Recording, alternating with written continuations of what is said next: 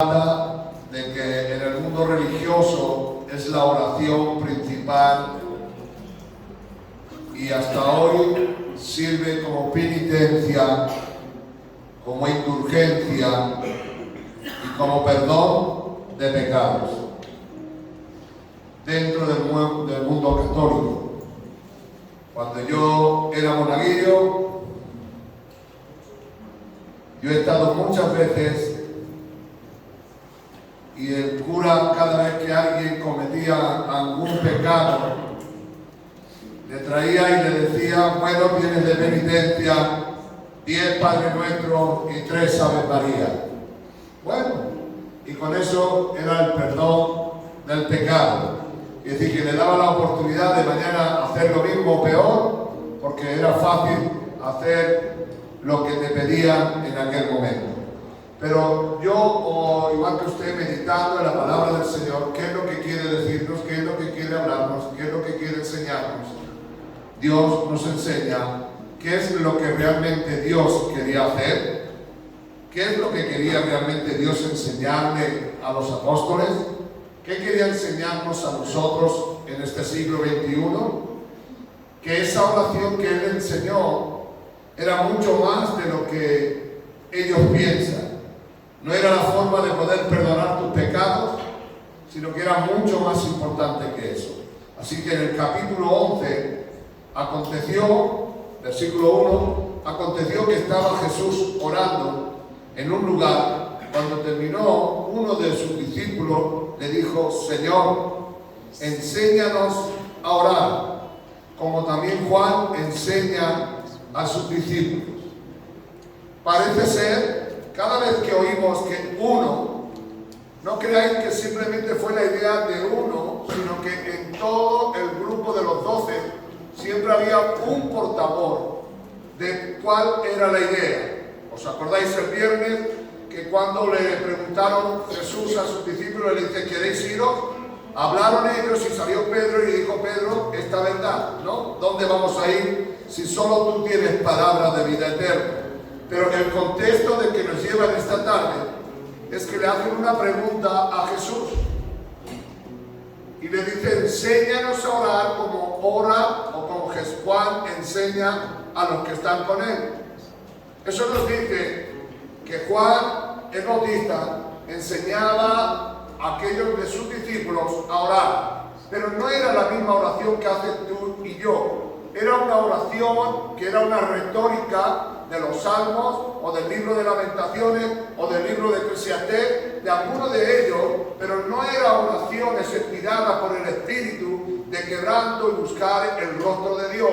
Simplemente eran oraciones repetitorias o repetidas continuamente, las cuales se hacían en la Biblia y nos marcan en la Biblia que hasta hoy, en el siglo XXI, los judíos siguen haciendo oraciones conforme a la ley de Moisés, pero no conforme a la ley del Dios de Todopoderoso. Por eso cuando Jesús le va a la mujer samaritana, le dice: no vamos a orar aquí en el templo ni en el monte, sino que Dios está buscando adoradores que le adoren en espíritu y en verdad, queriendo decirle y entender que el proyecto divino de Jesús no estaba con relación a lo que ya antes se hacía, sino que era algo nuevo que Dios quería que entendieran el propósito de la oración. El propósito de la oración no es repetir, porque nuestro Señor Jesucristo nos enseña a través de la Biblia que las vanas repeticiones de la oración no por eso serás escuchado por Dios. Dios no te va a escuchar porque tú ores 100 veces el Padre Nuestro, ni porque ores 100 veces a un libro de la Biblia, sino que la oración tiene que ser en conexión con Dios, a través del Espíritu, en tu habitación a solas, orando a solas con Dios. Digan aleluya. Aleluya. Y esto es lo que le trata de decir Jesús, que puede ser que Juan estuviera enseñando, pero él no enseña ese tipo de orar, porque orar no se puede enseñar, porque el orar es en el Espíritu. Y nadie te puede decir a ti cómo orar a Dios, pero Dios le tiene que enseñar la base, el cimiento, los pilares fundamentales de la oración. No estaban constituidos en retóricas ni en monólogos, estaban en un diálogo continuo con el Dios del cielo. y con el respeto que se merecen todos ustedes y yo también con ellos, muchas de nuestras oraciones son retóricas y muchas de nuestras oraciones son oraciones aprendidas de memoria, que ya Dios las conoce de memoria, pero lo que Dios está buscando son oraciones que salen del Espíritu, que oran y tienen comunión con Dios porque le oran a un Dios que saben y conoce y saben quién es. Así que, ¿está mal orar oraciones repetitivas? No creo, pero no por eso te va a escuchar Dios. Pero la Biblia sí nos enseña que no consiste la oración en repetir siempre todos los días lo mismo. ¿Es que acaso Dios se olvida de nuestras oraciones?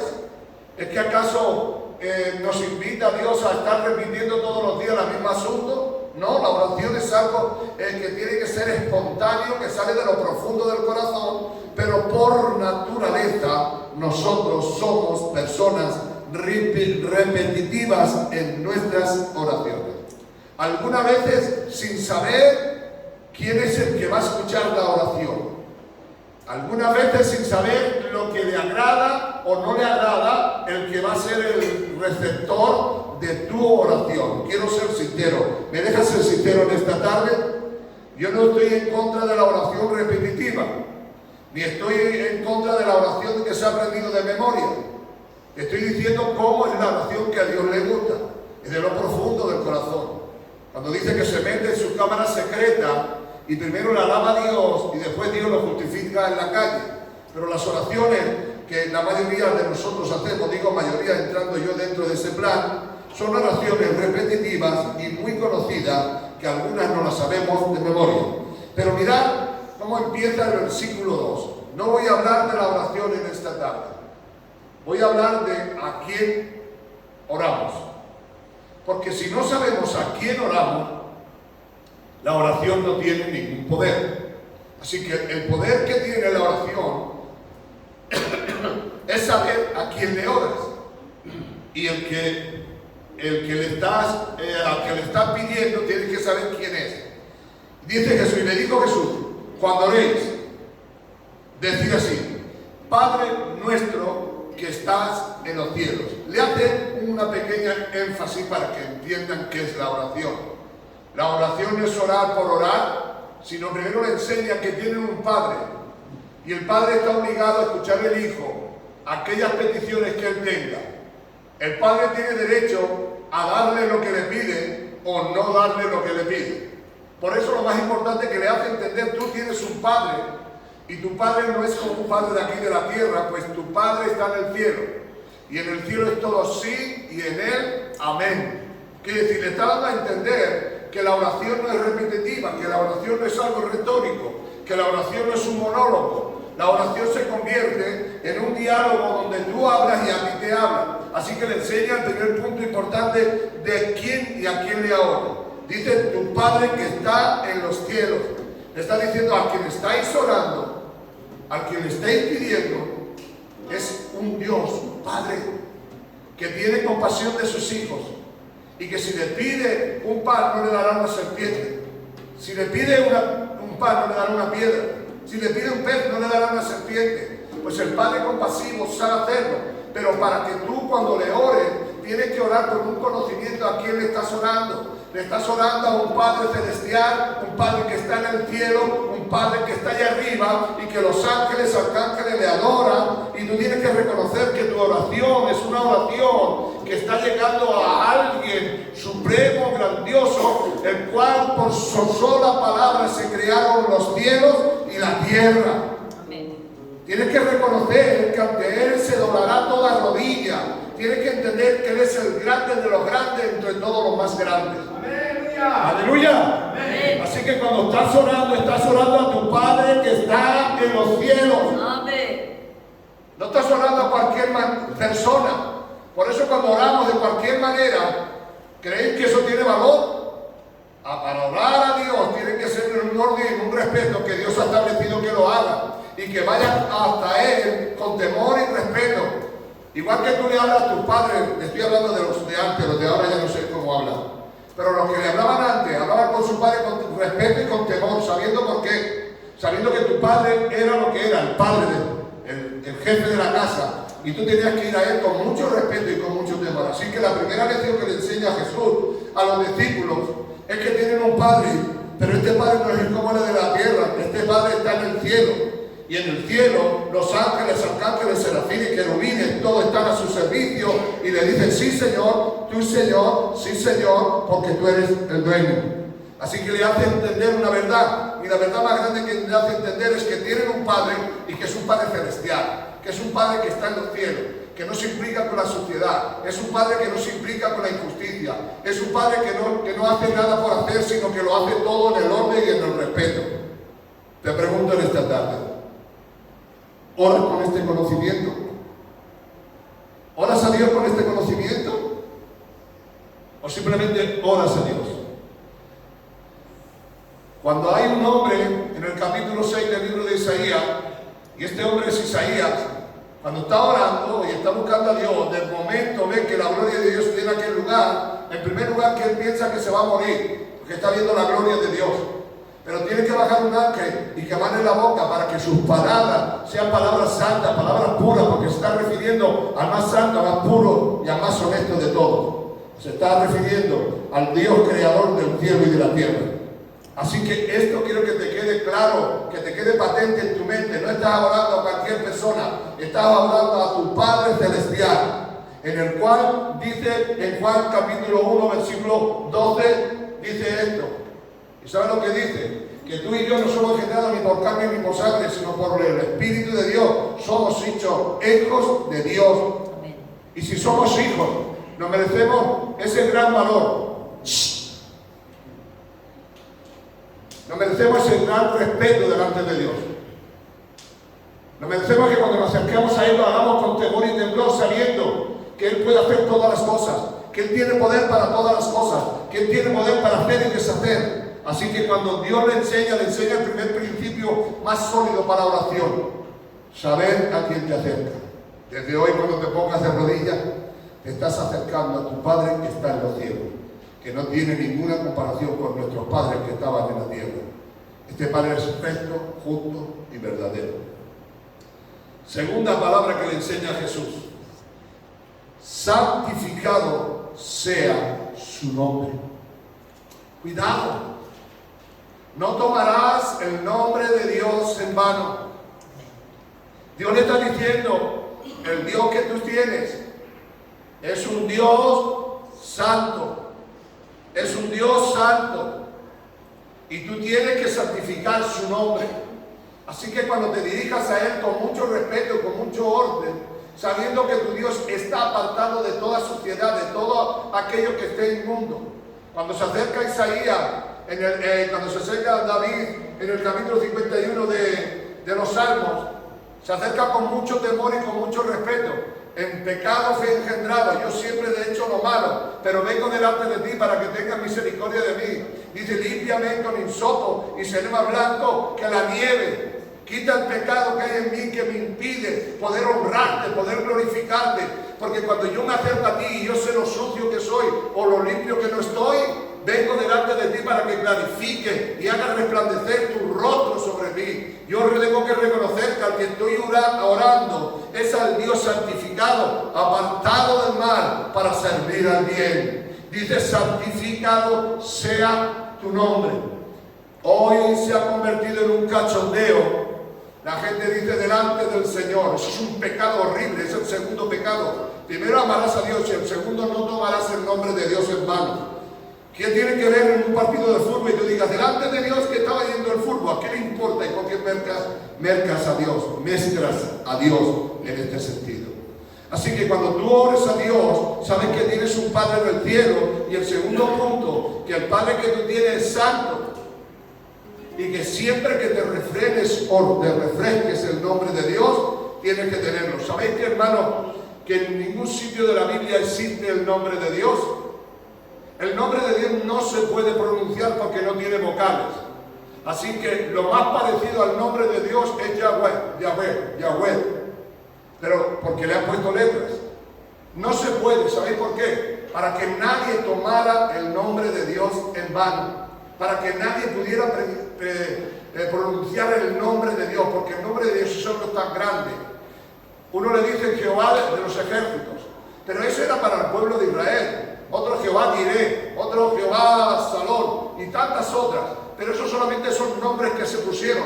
Pero el nombre de Dios jamás se podrá pronunciar. Jamás podrás tomar tú el nombre de Dios y decir el nombre de Dios, porque el nombre de Dios no está escrito en ninguna forma de poder expresarlo. ¿Están conmigo en esta tarde? Amén. El segundo punto que tenemos que tener muy en cuenta, sabemos a quién estamos adorando. Estamos adorando al santificado sea su nombre. Así que cada vez que mencionemos a Dios, hagámoslo con mucho respeto y con mucho orden. Cada vez que invoquemos el nombre de Dios, hagámoslo con mucho respeto y con mucho orden.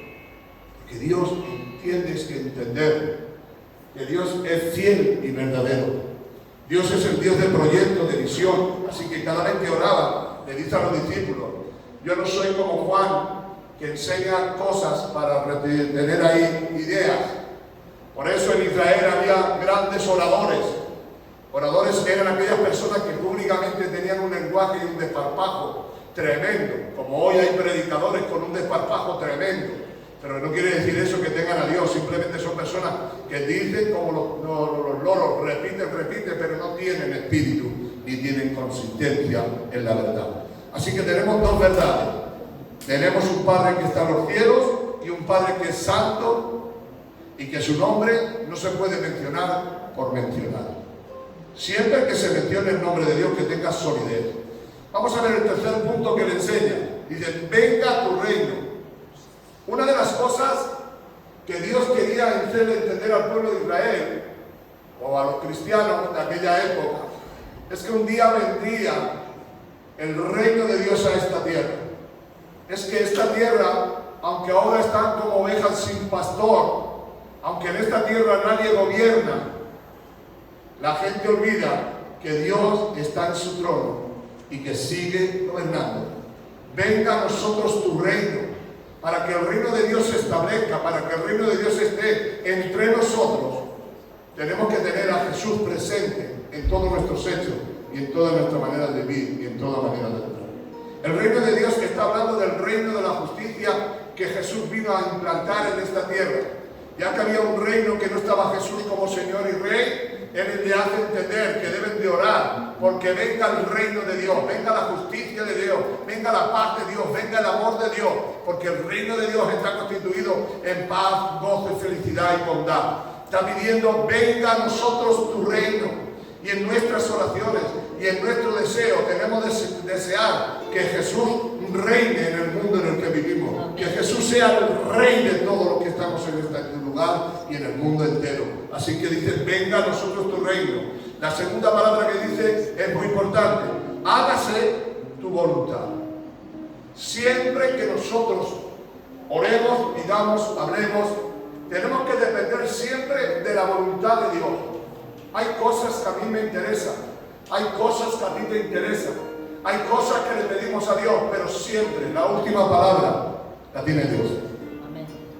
Le enseñó esta gran verdad, porque muchos judíos pedían y le pedían a Dios con exigencia, y nosotros, con perdón de la frase, también lo hacemos. Nosotros no podemos dirigir lo que Dios tiene que hacer. Nosotros solamente podemos rogar, pero al final siempre tenemos que decir, hágase tu voluntad. ¿Por qué? Porque la voluntad de Dios es perfecta. Quizás tú le estás pidiendo por una cosa y Dios no te la dé, y tú crees que Dios pues, no lo está haciendo correctamente, pero Dios sabe que si te la diera, quizás te perderías o quizás sería peor para tu vida.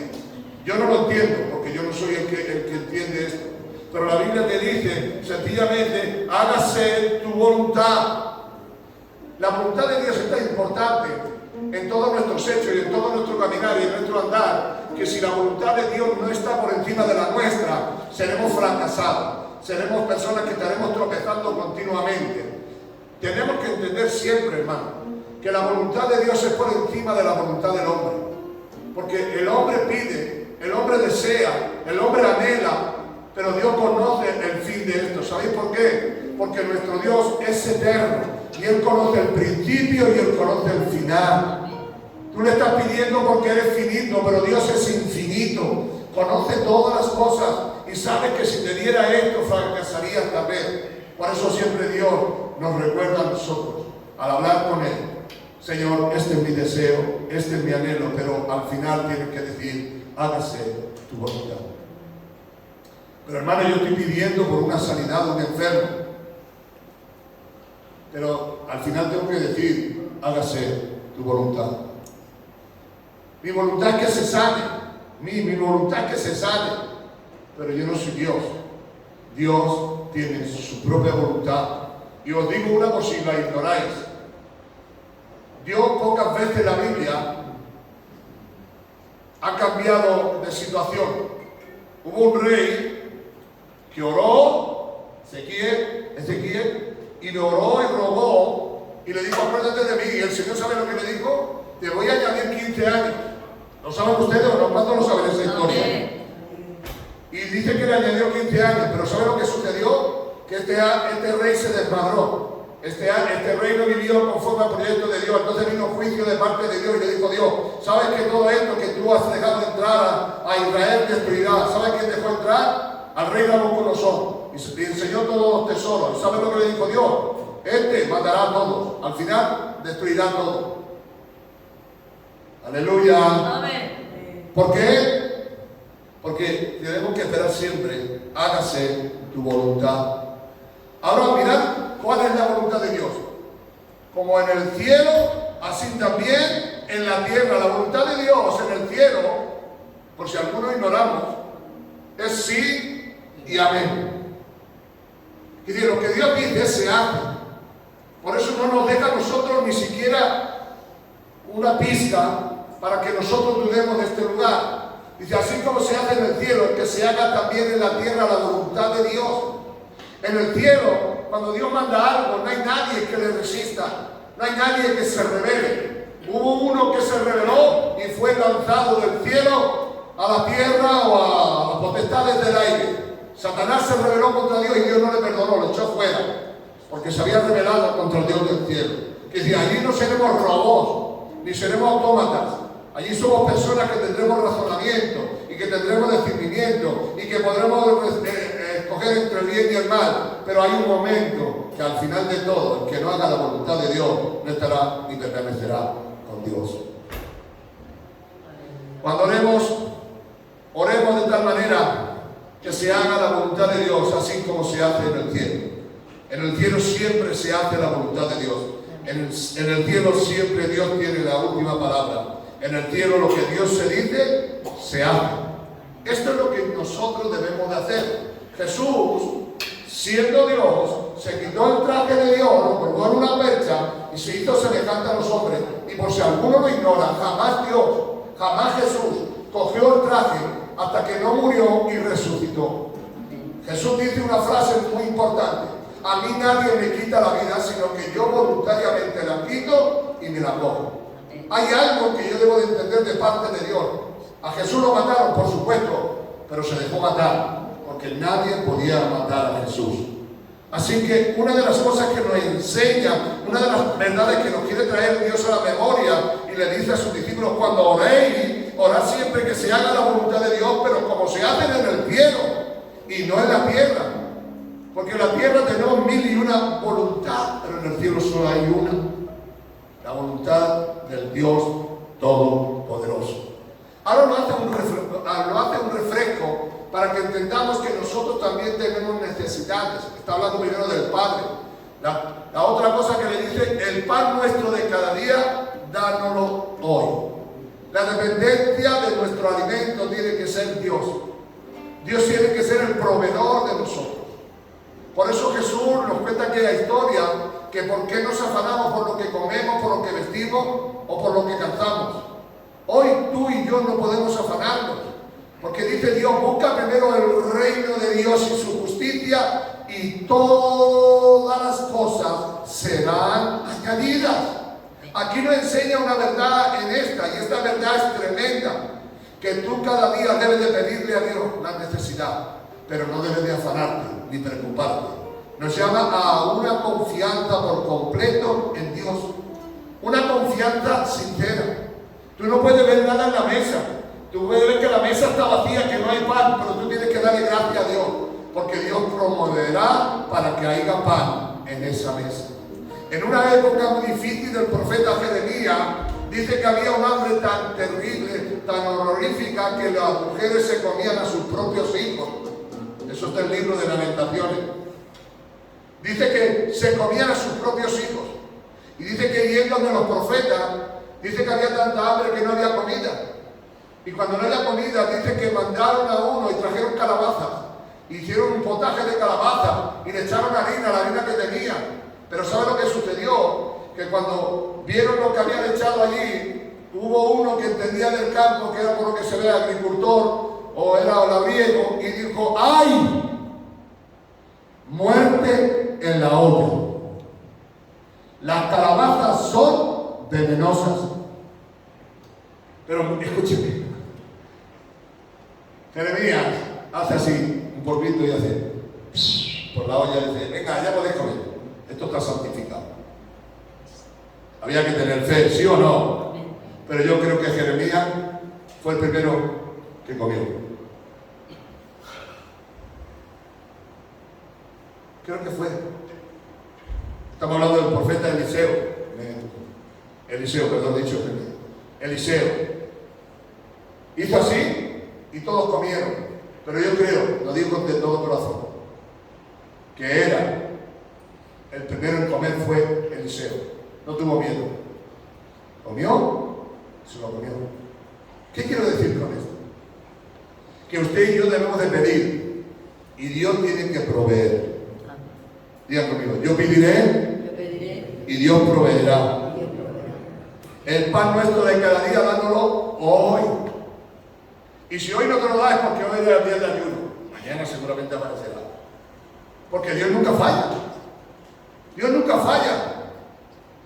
Hubo una historia que me contaron estando en Miami, me lo contó un hermano cubano, que dice que se mudó cierto cubano cristiano a un barrio, a la pequeña Habana que hay en Miami, en Florida. Tiene 2 millones de habitantes, aquella barriada es una barriada grande, 2 millones de habitantes. Todos son cubanos. Y dice que cuando este hombre se fue allí, que era cristiano, oraba a Dios y coincidió que la casa de al lado era un brujo, el hechicero de todo el barrio. Y este hombre que era de Dios, oraba a Dios y a todo el mundo le predicaba y decía que eso era mentira. ¿Y sabes lo que hizo aquel hombre? Me contaba aquel hombre que hizo algo, y es que el brujo todos los días sacrificaba gallinas y la sangre de la gallina la rociaba sobre la puerta y le echaba la gallina a su casa. Y este hombre, cada vez que le caía la gallina, decía: gracias Señor que me ha traído el alimento. Y empezó a comer gallina, hasta que un día le echaron medio cerdo. Y él seguía comiendo y dándole gracias a Dios por esto, no tenía ni para comer siquiera. Y dice que encontrándose un día al brujo y le dijo: ¿sabe usted que las gallinas que usted se está comiendo están sacrificadas para Satanás? Dice: no sé. Pero todo lo que a mí viene, yo le pido al Señor toda la mañana: Señor, mándame el pan de hoy. Y a mí me cae la gallina, quiere decir que esa gallina que cae está santificada. Gloria a Dios. ¿Amén? Amén. Y no tiene ningún perjuicio, se la comía y estuvo comiendo por varios meses. Y dijo el brujo que él era más fuerte que él y que el Dios que él tenía era más fuerte que Satanás, y se convirtió al Evangelio. Te digo de parte de Dios: y damos el pan, no hay pan, el demonio te va a echar esto. Si se acuerdan de aquel grupo de jóvenes que van riéndose por la calle, y cuando se acercan a una ventana hay un hombre que está orando y está pidiendo: Señor, dame de comer, Señor, ayúdame que no tengo para comer. Dice que reuniéndose aquellos jóvenes, dice: le vamos a dar una sorpresa a este hombre, a ver tú. Dice que compraron una cesta de comida gigantesca, tocaron a la puerta, pegaron una patada y tiraron la comida. Y dice que el hombre, cuando vio toda la comida, empezó a decir: gracias Señor, gracias Señor. Entonces sale uno con toda la cara tatuada y le dice: gracias Señor, no, gracias a mí. No, digo, gracias a Dios que te usó a ti para traerme la comida a mí. Quiero que entiendas el plan y el propósito de Dios. Dios es el Dios que puede hacer todas las cosas posibles. Así que no te olvides de pedir el pan nuestro de cada día hoy. Esto, ¿sabe lo que? ¿Por qué enfatiza la palabra hoy? Porque el mañana es de Dios. Amén. Si mañana no comes, no lo sé, pero si hoy, tú pídele por hoy, mañana, el mañana es de Dios. No te preocupes del mañana, vive el día a día, vive el hora a hora. ¿Para qué seguir en aquellas cosas? Vamos a seguir un poquito más adelante. El segundo punto, que es muy importante, y dice, perdona nuestros pecados. Es importante, hermano.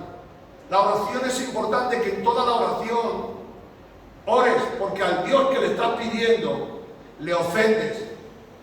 Le ofendes y tienes que pedirle perdón, porque es el único que puede perdonar tus pecados. Me encantan muchos hermanos que oran y dicen, gracias Señor, perdóname, gracias, perdón por mis pecados. Cuando alguien menciona y le pide a Dios que le perdone, a mí te lo digo de parte de Dios, y lo digo con todo mi corazón, me encanta, porque veo que entiende que realmente necesita el perdón de Dios. Así que nuestra oración debe de ser, perdona nuestros pecados. Perdónanos que no hemos rebelado contra ti, perdónanos que hacemos cosas contra ti, contra tu reino, contra tus cosas, contra tu justicia. Dios te está enseñando que el orar no es cualquier cosa, el orar es una necesidad, pero para pedirle perdón a Dios por tus rebeliones, por tus pecados, por tus muchas palabras que hablas, porque en la multitud de palabras no falta el pecado. Hay gente que son hablarinas, que hablan mucho, pues ahí se va colando el demonio. Por muy del culto que sea, por muy cristiano que sea, si habla mucho al final la lengua se te dispara. Tienes que tener control. Perdona nuestros pecados, porque también dice, perdona nuestros pecados, porque también nosotros perdonamos a todos los que nos deben. Primero perdona a Dios, pero perdona también a los otros que te han hecho daño. Dice que hay dos mandamientos: el amarás a Dios sobre todas las cosas y a tu prójimo como a ti mismo. Esto es una realidad muy buena. Como a ti mismo significa, como lo que a ti te gustaría que te hicieran, hazlo tú con los demás. ¿Te gusta que te saludaran? Saluda. ¿Te gusta que te respeten? Respeta. ¿Sí me entendieron esto? Amén. Es que nadie se junta conmigo, júntate tú con la gente. Es que soy una persona solitaria, porque nadie se junta conmigo. Pues ¿cómo se va a juntar contigo si tú no te juntas con nadie? Lo que quieres que haga contigo, hazlo tú con los demás. No me visitan, visita. No me saludan, saluda. El que quiera honra, que se la gane. Hoy más que nunca, no solamente debemos de pedir a Dios perdón por nuestros pecados contra Dios, sino también perdonar a los que nos ofenden, también perdonar a los que se meten con nosotros, a los que no nos caen simpáticos, porque si tú no lo haces, Dios tampoco te puede perdonar. Porque si nosotros no perdonamos a los que estamos aquí, nos vemos, a las personas que vemos, ¿cómo quieres que Dios te perdone desde el cielo? Digan aleluya. Aleluya. Qué bueno Dios, amén. Amén. Perdona a todos los que nos deben. Ahora mire usted qué petición hace especial Jesús al terminar. No nos metas en tentación. Mire, hermano, es algo poderoso, es algo majestuoso, es algo que es tremendo. Digo verdad en Cristo y el Señor sabe que digo la verdad. Cuando voy al mercado digo, Señor, no me meta en tentación. No permita que me discuta con el que está al lado. No permita que me diga algo, que sepa retenerme, que no. Yo tengo que pedirle a esto control a Dios. En el libro de Timoteo, porque no he dado espíritu de cobardía ni de poder, no he dado espíritu de cobardía, sino de poder, de autoridad y de dominio propio. Es muy importante, no me metas, no nos metas en tentación. Señor, el Señor nos dice, no te voy a meter en tentación, pero tú no te metes en el acto. Si tú ves que alguien está hablando, déjalo cuando se le vaya la fuerza, porque el 90% de todas las personas, la fuerza se le va por la boca. Cuanto más habla, se mantuvo y el cuello se va bajando. Cuando se para, entonces le hace reaccionar. Y tú te crees que lo que está haciendo está bien. Pero cuando está parado, cuando está encendido, dice que la lengua es como un volcán que no para. Es como una serpiente que no para de escupir fuego, fuego, fuego. Cuidado, hermano. El Señor nos dice que tú te tienes que cubrir y tu casa y tu familia. Líbranos, no nos metas en tentación. No permita, Señor, que yo pase la raya. dame el control, dame el dominio propio. Si yo veo que el otro empuja, yo voy a frenar. Cuando tenga que hablar con él, hablaré. Digan aleluya. Aleluya. Digan gloria a Dios. Gloria a Dios. Por si esto no se lo ha tomado en serio, hágalo en serio, hermano. Díganle al Señor, líbrame. Líbrame, Señor. Líbrame, líbrame, líbrame. Tiene que ser como una fuerza. Líbrame. Líbrame de la tentación.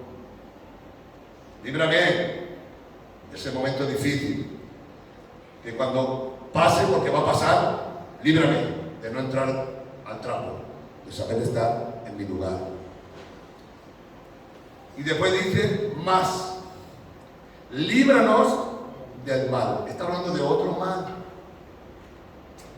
De ese mal del 91, del Salmo 91. Ese mal que dice que ninguna flecha podrá venir, que ningún dardo, que ninguna peste, que ninguna enfermedad. Ese es el mal que está hablando. Líbranos del mal, de las fuerzas del mal, de esas fuerzas que operan en la oscuridad. Líbrame de eso, Señor. Líbrame del día malo, líbrame de las tinieblas, líbrame del demonio, líbrame de esas cosas que me van a llevar a una situación difícil. Cuando usted lea en su casa el Salmo 91, léalo. Le digo que le va a gustar, es un salmo tremendo. El lazo del cazador está ahí. El diablo siempre está con el lazo. Dice Pedro que el diablo está como león rugiente, buscando a quien devorar. Entonces nosotros que sabemos la Biblia, que Jesús nos da un consejo, yo le tengo que decir, líbrame del mal. Por del día malo, que también entra. El mal está hablando todo lo que está promovido por Satanás. Líbrame de eso, Señor. Líbrame de la crítica, líbrame de la murmuración, líbrame del desprecio a los demás, líbrame. Cuando yo veía esto, yo me daba cuenta que Jesús no tiene que ver nada con lo que le enseñaba Juan, que eran oraciones rutinarias,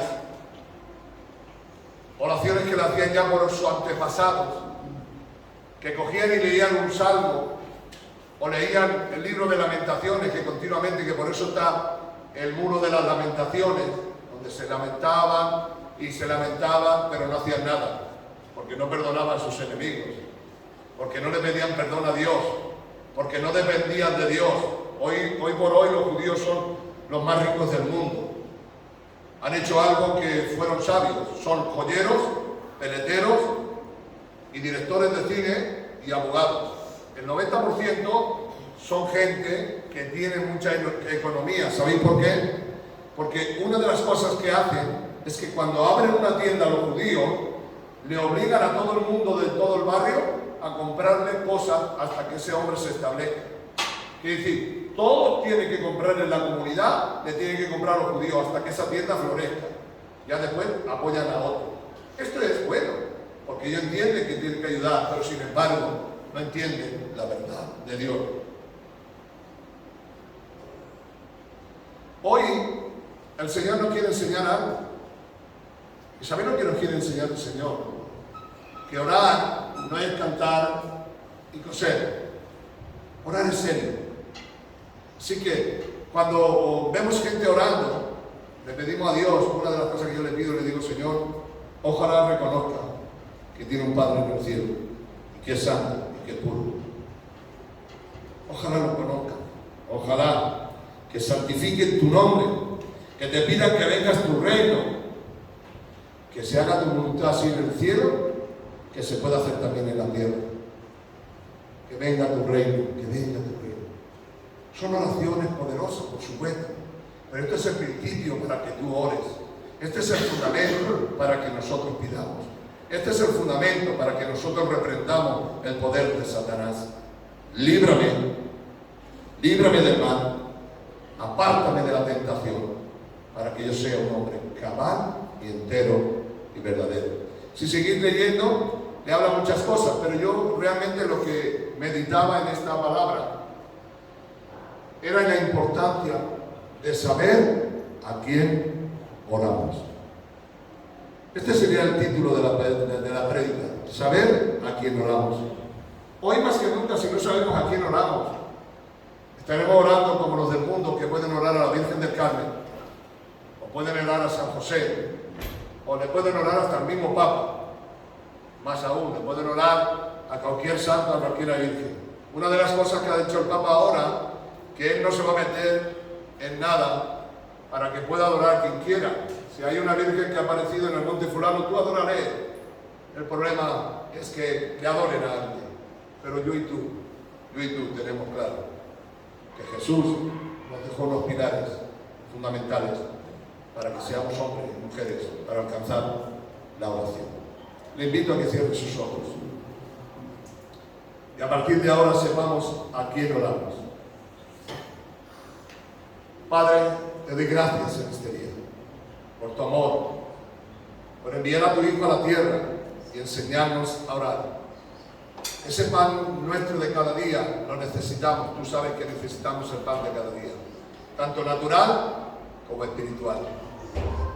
El maná que cayó del cielo fue el maná de tu palabra, según dice Corintios capítulo 10. Todos comimos del maná del cielo. Yo te doy gracias en esta tarde por tu amor, tu misericordia y tu fidelidad. Gracias por tu palabra, que podamos tener ejemplo como la tenemos, para que podamos hacer la voluntad de Dios y no la nuestra, y pidamos siempre conforme a tu verdad, en el nombre poderoso de Jesús.